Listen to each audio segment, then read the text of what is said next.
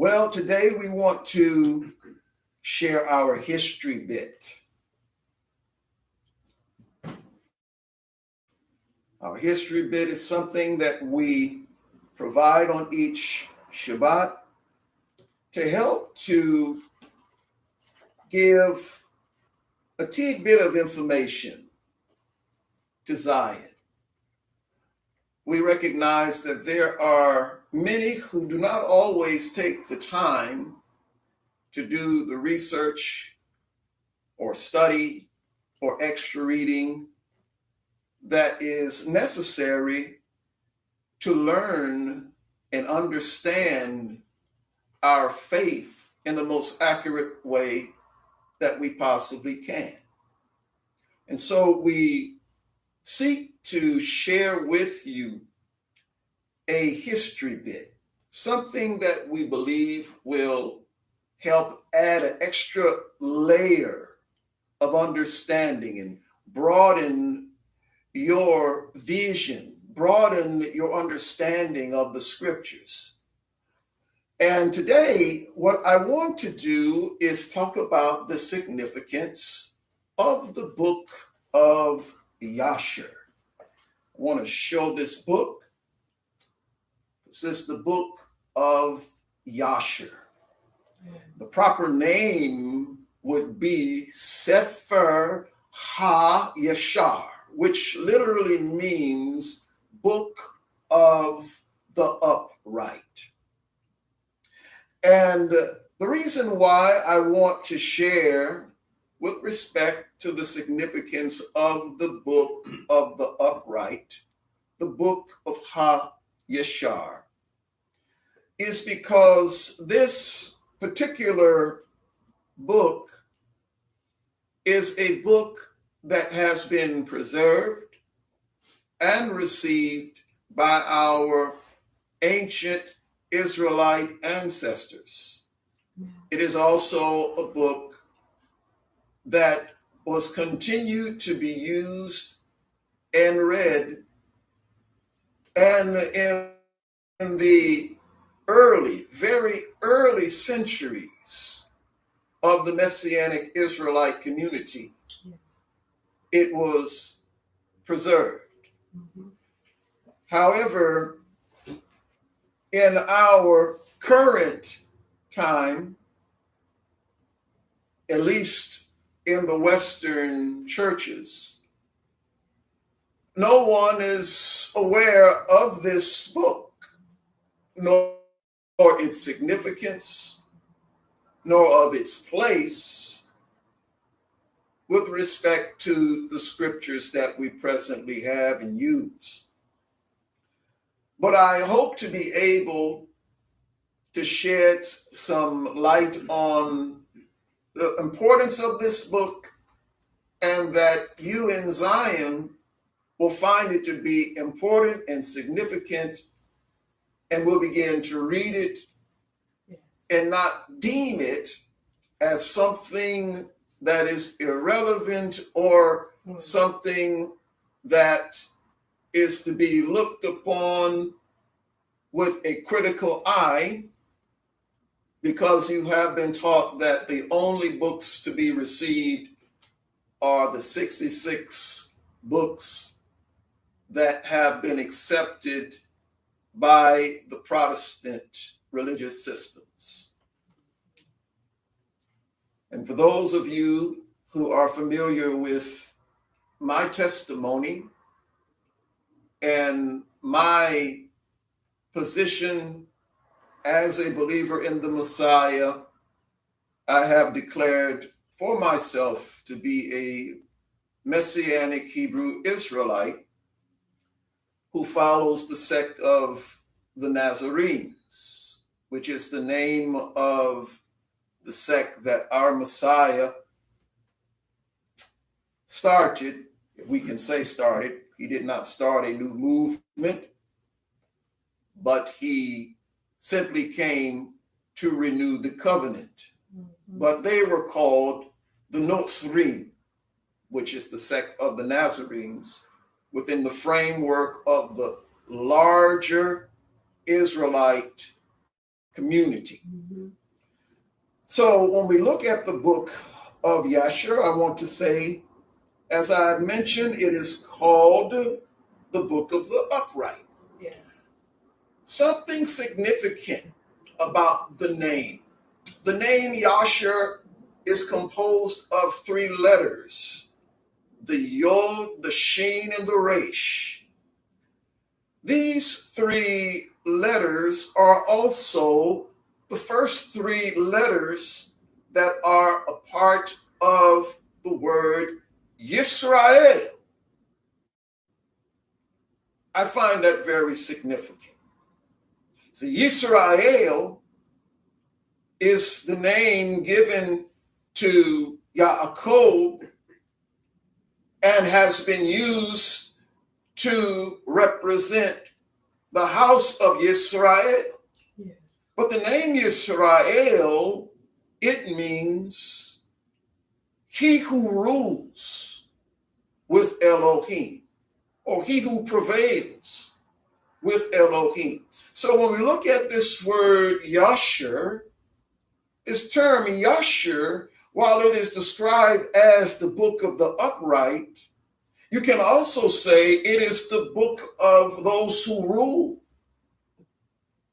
And so what we find here in the book, after reading the book, it gives the lineage and the history of the righteous kings and those who have followed Yahuwah from the time of Adam and continuing through to Abraham until the establishing of the house of Israel. The idea is that it is a book that deals with the people of Elohim. And it is not just about the house of Israel. The house of Israel is the covenant people that is being used by Elohim to reach the world with his plans and his purposes.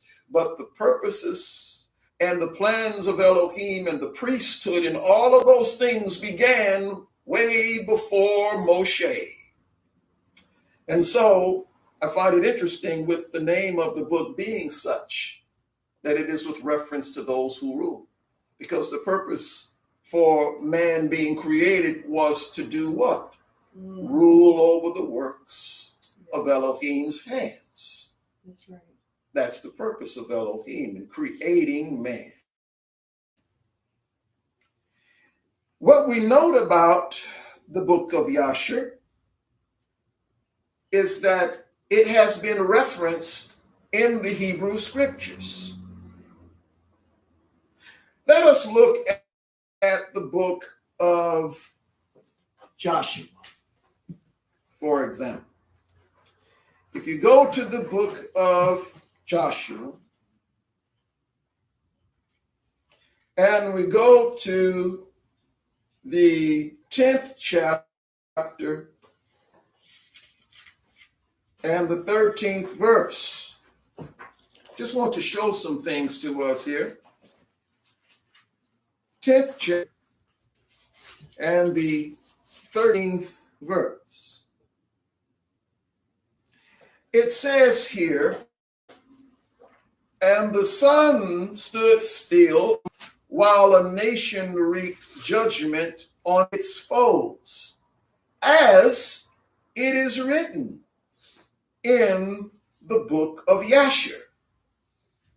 So in this passage where Joshua is writing, where he is giving a description of the sun standing still, because you know that Elohim caused the sun to stand. He obtained this information in the early time of the scriptures being written, that the book of Yasher was in use, and it was a book that was referenced. That is the same as how when we want to establish a credible point, or we want to say that something happened in history, we will go and say, as it is written in the book of Mark or in the book of whatever, when we want to establish a point that we think is credible. This is what Joshua did when he was writing the book of Joshua. He used the book of Yasher. That was his source book. I want you to think about that. That's not the only place that the book of Jasher is mentioned. Let's go to 2 Samuel. You go to 2 Samuel. We want to go to the first verse, or the first chapter, rather. I'm sorry. 2 Samuel, first chapter. And we want to look at the 18th verse. Listen to this. It says, he ordered the Judites to be taught the song of the bow.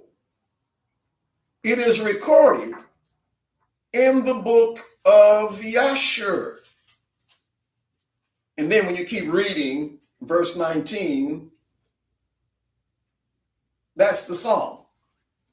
And so we find here that in the book of Yasher, there are things written there that these ancient Israelite patriarchs were drawing from and quoted. Now, another thing I want to note about the book of Yasher, because we see these two references, I want to also show that the book of Yasher was used by the apostles. Let's go in the scriptures to 2 Peter chapter 2, verse 5. 2 Peter chapter 2, verse 5.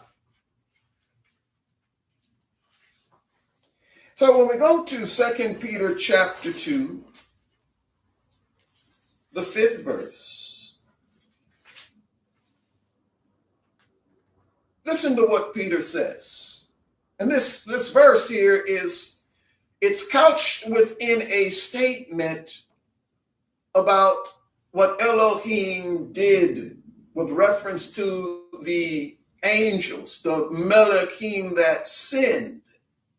This is speaking with regard to those angels that married women and produced the Nephilim. But notice what he says. He says something here about Noah in verse 5. And spared not the old world, but saved Noah, the 8th person, and highlight this part, a preacher of righteousness, bringing in the flood upon the world of the wicked. Now, why is that important? How does that tie to the book of Yasher? One might not see any significance there at all. Because for us, when we read the scriptures, we take the Bible as one whole book, and then when we read from one cover to the other cover, we look at it as one book. But in the ancient time, the Bible was not one whole book. It was a compilation of scrolls that were put together. And when Peter writes this letter, Peter makes and he says that Noah was a preacher of righteousness. That's what we just read here. But if we are using the same Bible that we have, the so-called 66, have been taught to localize ourselves just to 66 books, and have been told that those are the only inspired ones. If you go read in the book of Bereshit or Genesis, you get some information about Noah. You find that Noah was told to build an ark for the saving of his. You're told that Noah had 120 years, but not told that Noah did any preaching. You're not going to find it there.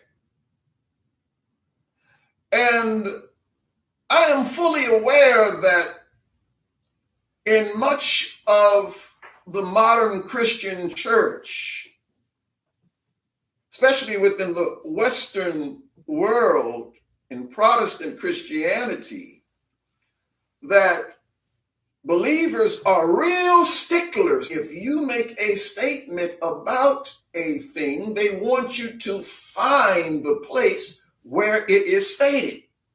Am I right? Mm-hmm. And if you cannot find the place where it is stated, then you have no business making that statement, correct? Amen. Now, if we go back in the first century, here's Peter. Peter is writing this letter, and then Peter says that Noah was a preacher of righteousness, right? Now, mind you, Peter did not have the same Bible that we have today. You say, really? No, he didn't.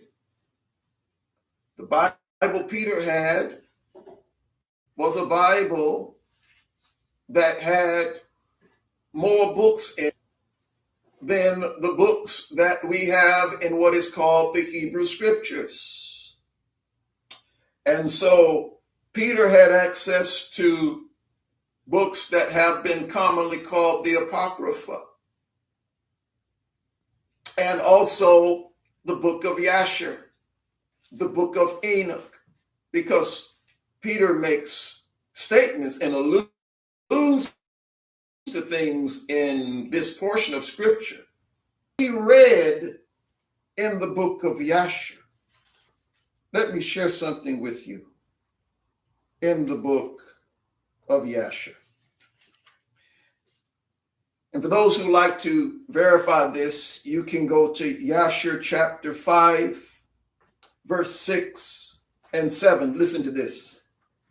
And it says, "And after the lapse of many years, in the 480th year of the life of Noah, when all those men who followed the Lord had died away from among the sons of men, and only Methuselah was then left, Elohim said unto Noah and Methuselah, saying, Speak ye and proclaim to the sons of men, saying, Thus says Yahuwah, return from your evil ways and forsake your works, and Yahuwah will repent of the evil that he decided or declared to you to do, so that it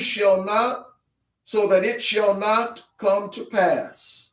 Verse 8, I'm going to read that also.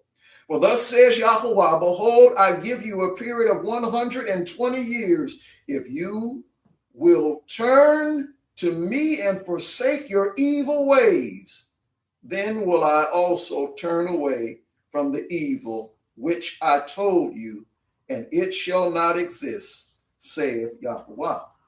So what we find in the book of Yasher is that he was instructed by the Almighty to preach to the sons of men for 120 years. So it is from the information out of the book of Yasher that Peter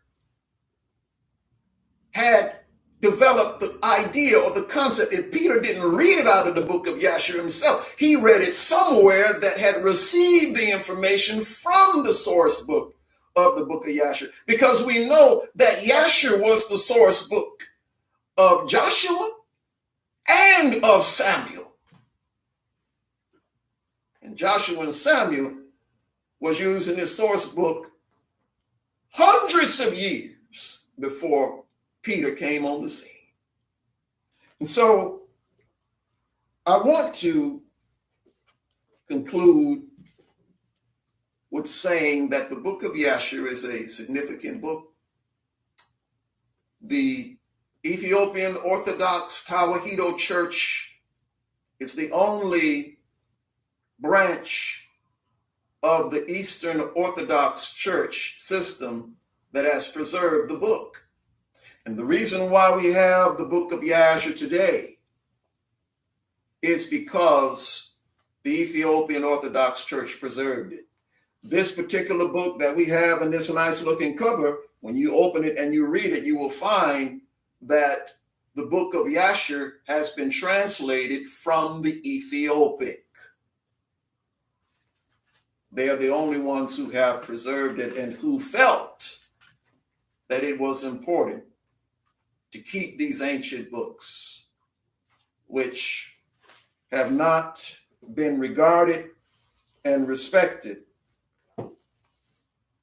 in the later centuries from the time that our Messiah and the apostles brought forth the faith. And so I hope that that information has been helpful for each and every one of you, and that it's caused you to hopefully have a different view about the book of Yasher. The Most High be praised.